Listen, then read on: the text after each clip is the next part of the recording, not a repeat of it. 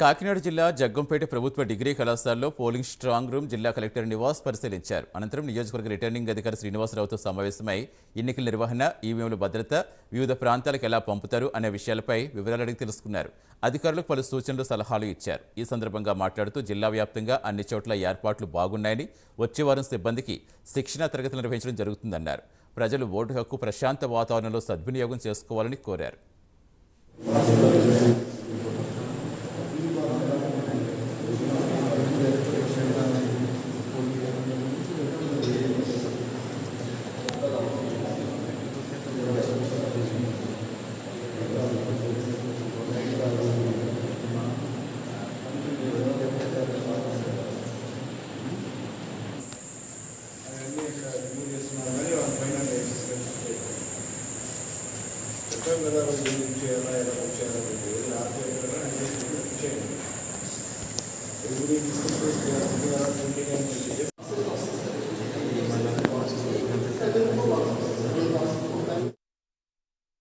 జగ్గంపేట నియోజకవర్గానికి సంబంధించినటువంటి distribution centre ఏవైతే మన మోడల్ డిగ్రీ కాలేజ్లో పెట్టామో అది చూడడం జరిగింది.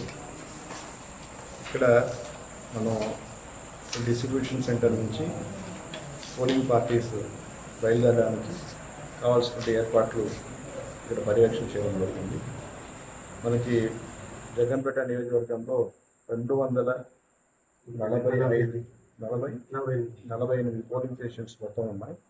దానికి కావాల్సిన పోలింగ్ స్టాఫ్ అందరికీ కూడా మొత్తం వాళ్ళు కాన్స్టిట్యున్సీలో జిల్లాలో ఎవరైతే పోలింగ్ స్టాఫ్ ఉన్నారో వాళ్ళకి నిన్ననే ఆర్డర్లు తయారు చేయడం జరిగింది 4వ తారీఖు.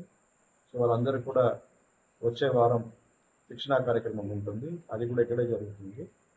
శిక్షణ అయిన అనంతరం మళ్ళా వాళ్ళు ఇక్కడే వాళ్ళ నుంచి పోస్టల్ బ్యాలెట్కి వాళ్ళకి దరఖాస్తు తీసుకుంటూ మళ్ళీ అగైన్ వాళ్ళకి పోస్టల్ బ్యాలెట్ ప్రెజెంటేషన్ కూడా ఇదే వెన్యూలో 5, 6, 7 తేదీలో జరిగేటట్టు ఇప్పుడు ప్లాన్ చేసుకుంటున్నాం.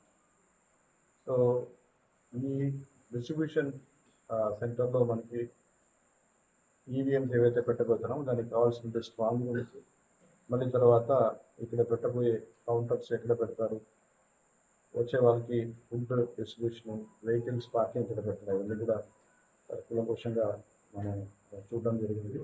అన్ని ఏర్పాట్లు బాగానే ఉన్నాయి. సో జిల్లాలో మొత్తం 1785 పోలింగ్ స్టేషన్స్కి మనం కావాల్సినటువంటి పోలింగ్ సిబ్బందిని కేటాయించి మనం వాళ్ళ ట్రైనింగ్ కోసం ఇప్పుడు ప్లాన్ చేసుకుంటున్నాము. జిల్లాలో ఉన్న అన్ని కాన్స్టిట్యున్సీలు కూడా ఏర్పాట్లు బాగానే జరుగుతున్నాయి. సో ఈ సందర్భంగా నేను ప్రజల్ని కోరుకున్నది 13/5/2024 తేదీని మరొకటి అందరూ కూడా మీ ఓటుని వినియోగం చేసుకుంటూ ప్రజాస్వామ్యాన్ని గౌరవించండి అని చెప్పి మీ అందరూ కూడా కోరుకుంటున్నాను.